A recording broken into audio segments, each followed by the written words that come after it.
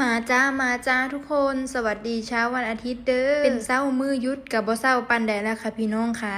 ตื่น2 โมงแหมกับบ่เช้าได้บ่แม่น2 โมงเช้าได้พี่น้อง2 โมงที่แปลว่า14 นาฬิกากับมือยุดเนาะนานๆทีถึงสิมียุดยาวๆแบบนี้ขอนอนตื่นสวยๆในเด้อพี่น้องเอ้ยมื้อนี้ตั้งใจว่าทำความสะอาดห้องแบบยกใหญ่เลยพี่น้องเอ้ยก็เลยตื่นมา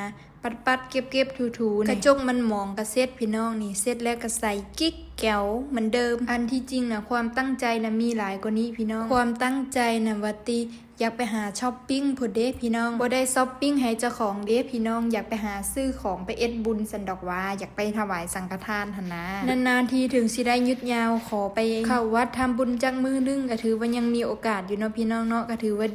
ดีกว่าบ่ได้ไปเลยหั่นนะบางทียุดวันอาทิตย์นี่เฮาก็บ่ได้อยากไปเด้พี่น้องเฮาตื่นเช้าไปเอ็ดงานแต่จันทร์ฮอดเสาร์ละหั่นนะพอวันอาทิตย์ก็อยากนอนตื่นสวยๆเด้บัดนี้พอสวยบัดเห็นแดดก็บ่อยากออกไปไสแล้วพี่น้องบ่แม่นบ่เคยออกไปเด้พี่น้องวันอาทิตย์เคยไปเอ็ดบุญมาแล้วค่ะวันอาทิตย์เนี่ยนัดกันสวยๆเนาะ8-9 โมง10 โมงนี่แหละก็บ่สวยปานใดพอจะออกไปจากห้องว่าตีโอ้ยแดดปานแดดบ่ายพี่น้องจ๋ามันเบิดเท่านั้นตัวบัดนี้ก็เลยจื้อเลยจำเลยโอ้กูสิบ่ออกมาจากเทื่อเด้อบัดนี้มือยุดกูสินอนแต่อยู่ห้องหลังจากนั้นพี่น้องเอ้ยบ่อยากออกไปไสเลยแล้วก็มือยุดนี่บ่ไปไสเลยยามเว้นนี่นอนอย่างเดียวโฆษณาเด้อพี่น้องอันนี้เด้อผู้ใดถามว่าน้องบิวใส่ลอนผมอันใดคือลอนมาม่าเด้อพี่น้องแต่น้องวิวบ่ฮู้ว่ามันคือยี่ห้ออีหยังน้องคือที่ร่อนผมแบบมาม่านะจ๊ะไปหาเอฟเอาเลยพี่น้องเอ้ยตามแอปส้มแอปดำมีเยอะแยะทุกวันนี้แต่ไอที่น้องวิวใช้อ่ะน้องวิวบ่ฮู้ว่ามันเป็นยี่ห้อใดอันนี้ก็เป็นของเพิ่นอีกทีนึงค่ะเพิ่นเอามาให้ใช้แล้วบังเอิ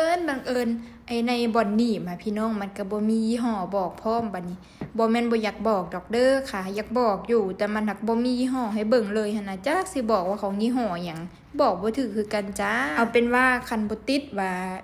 แบรนด์ใดก็ได้ยี่ห้อใดก็ได้หั่นไปเอฟเอาโหลดพี่น้องจ๋าในแอปส้มแอปดำบ่อึดจ้าพี่น้องซุมื้อนี่หั่นมันแหละโอ้ยบ่ให้เว้าหลายก็ฮอดเข้าพุ่นตัวมื้อนี้ก็ต้องล้างพัดลมนำพี่น้องจ๋าเบิ่งติล่ะไล่ฝุ่นไล่อีหยังจักเส้นผมเจ้าของมาเกาะเต็มพัดลมเวลาเฮาเปิดก็สิพัดเข้าหูดังเฮานำแหน่ละเนาะพี่น้องเนาะก็เลยแบบบ่ไหวแล้วต้องจัดการแล้วปกตินี่ตั้งแต่เกิดมาแต่น้อยเท่าใหญ่เนี่ยบ่เคยล้างพัดลมจักเทื่อเด้พี่น้องอยู่บ้านนี่หันมีแต่คุณพ่อเด้จ้าคุณพ่อที่เป็นผู้ชายพี่น้องคุณพ่อไม่เคยปล่อยให้ผู้หญิงแม้แต่แม่หรือว่าอีฉันเองที่เป็นลูกสาวไม่เคยล้างพัดลมนะจ๊ะอันหน้าที่ล้างพัดลมนี่ส่วนมากถ้าอยู่บ้านนี่จะเป็นอีพ่อเป็นคนล้างทั้งนั้นเลยจ้าบัดทีนี้เทื่อแรกพี่น้องที่ต้องมามั่งพัดลมล้างอันแรกๆนะบ่กล้ามั่งค่ะก็เอาผ้าซุกน้ำแหละพี่น้องเซ็ตเอาตามหอยตามอันนี้มันก็รู้สึกว่ามันบ่สะอาดขนาดมันต้องมั่งออกมาล้างเนาะพี่น้องบัดทีนี้พัดลมตัวนี้สั่งมากับประกอบเองก็คือสิฮู้แนวประกอบเลยแหละมันบ่ยากเนาะพี่น้องก็เลยมั่งออกมาล้างซะล้างนี่กับล้างพัดลมเทื่อแรกน้องวิวก็จักคัดจักถูจักเซ็ตจักพี่สั่งแล้วเอาแบบ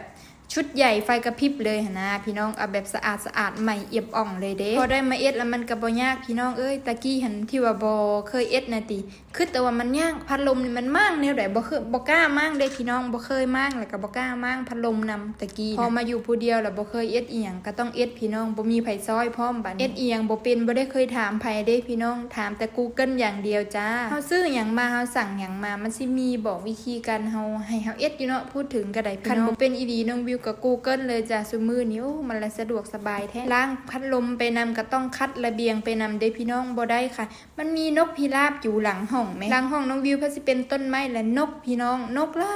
ายเพิ่นมาเอ็ดรังใส่ต้นไม้หาแล้วก็มาเกาะกงนอนอยู่หลังระเบียงน้องวิวมาเอ็ดรังอยู่หลังระเบียงน้องวิวขี้ใส่แล้วก็เฮาแหละบัดนี้พี่น้องจักสิเอ็ดจังไดเพิ่นจังสิไปอันตอนที่ว่ามาฟักไข่หาลูกใหญ่แล้วได้พี่น้องใหญ่แล้วก็พาลูกบินไปแล้วปะห้างไว้บัดนี้ปะห้างไว้จักประมาณอาทิตย์2 อาทิตย์นี่ล่ะบ่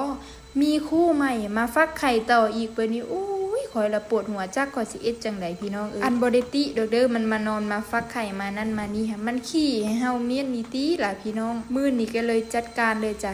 เอาถุงใส่มือสวมมือเด้อกะมั่งหังเลยมือนี้ตั้งใจไว้แล้วว่ามือใดหยุดยาวๆดิเจอแน่ว่ะมันบ่แม่นอย่างเด้ค่ะพี่น้องย่านโลกมาน้ำนกน้ำหนูนั่นล่ะเทิงคาบอย่างมาบุญคาบแนวมาเอ็ดหังหะเต็มอยู่หลังห้องเฮานี่พี่น้องเมื่อยเก็บเมื่อยเมียนหลังห้องมีแต่ขี้นกปานห้องห้างเอาโลดก็ขอโทษขออภัยเด้อนกต้นไม้มีบ่อึดบ่อยากเจ้าก็บ่ไปเอ็ดหังใส่ต้นไม้นอกมาเอ็ดใส่หลังห้องข่อยนี่หังนี่ก็เป็นหังๆแล้วล่ะพี่น้องสิมั่งออกซะบ่อยากให้มันมากกไข่อีกหั่นน่ะมันพาหมู่มานำเด้บัดนี้พี่น้องจักสิแม่นหมู่หรือว่าจักแม่นคู่ผัวเมียแล้วมาเป็นคู่นอนกกไข่นำกัน2โตผู้ได้มือหาเห็นพี่น้องบัดทีนี้บ่ได้กกน้ำไข่ก็มาเกาะน้ำกงแล้วก็ขี่ลงห้องเฮาโอ้ยน้องวิวนี่คัดซุมือค่ะพี่น้องค่ะสบายดากบ่พอ2มื้อนี่ก็จัดการเลยจ้าผู้ใดบ่เห็นนำก็ขอโทษขออภัยหลายๆเด้อจ้ามันแบบว่ามันสะดวกสบายเฮาแม่อยู่กับเฮาเก็บเฮาเมียนแม่พี่น้องก็เลยเอาออกไปซะจบจักสิจบบ่จบคันมาเอ็ดหังใส่ใหม่ถ้าเบิ่งเด้อพี่น้องก็เป็นคนเฟืองมาเอ็ดหังใส่ใหม่อีกซะเนาะเอาออกแล้วก็ได้เอาจริงๆมื้อนี้ตั้งใจสิตื่นแต่เช้าพุ่นดอกพี่น้องมัน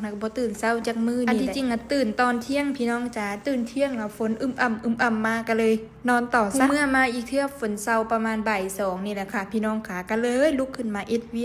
ยกแล้วแล้วก็ว่าสิอาบน้ำแต่งโตไปหาซื้อของเตรียมไว้ไปเอ็ดบุญมื้ออื่นเด้อพี่น้องเด้อมาเด้อค่ะบ่ได้ชวนไปเอ็ดบุญเด้อพี่น้องส่วนมาเมียนห้องซ้อยน้องวิวนี่แหละห้องน้ำนี่พี่น้องเวลาอาบน้ำนะกระจกมันมักเป็นคราบน้ำแหมเราต้องซื้อน้ำยามาสีดบ่ที่แบบมันบ่ให้น้ำเกาะกระจกขนาดพี่น้องมีบ่มันมีบ่เวลาอาบน้ำแล้วมันมักเป็นคราบน้ำเต็มอยู่เวลามันส่องนะมันบ่เห็นหน้าเฮาไม่เห็นแต่คราบน้ำนี่แม่พี่น้องมื้อนี้ก็เลยมาเซ็ตแล้วก็มาห่อเกิบเด้อพี่น้องบัดนี้ผู้ใดเป็นสายห่อเกิบคือน้องวิวเนี่ยเคยซักแล้วบ่ห่อมันเหลืองคือเก่าแม่จ้ะพี่น้องก็เลยแบบมักห่อมากกว่าคันเอาที่ชู่ห่อนี่ว่าตีคราบเหลืองๆหันสิดูดที่สู้สิดูดออกมาเลยพี่น้องเกิบเฮานี่บ่ต้องคัดดีก็ได้เดี๋ยวที่สู้สิดูดความเหลืองความเป็นคราบพี่น้องออกมาเองใครเน่แต่ยุดยาวแต่ว่าฝนกระตกจ้าเกิบคอยสิแห้งบ่แห้งเด้อพี่น้องตากไว้จาก2มื้อนี่ก็สิแห้งอยู่ดอกเนาะแต่น้องวิวสังเกตหลายรอบแล้วฝนตกอยู่กรุงเทพนี่พี่น้องบ่คือบ้านเฮาก่อนสิตกนี้จักฟ้าจักลมโอ้ยฟ้าจักมาแต่ใส่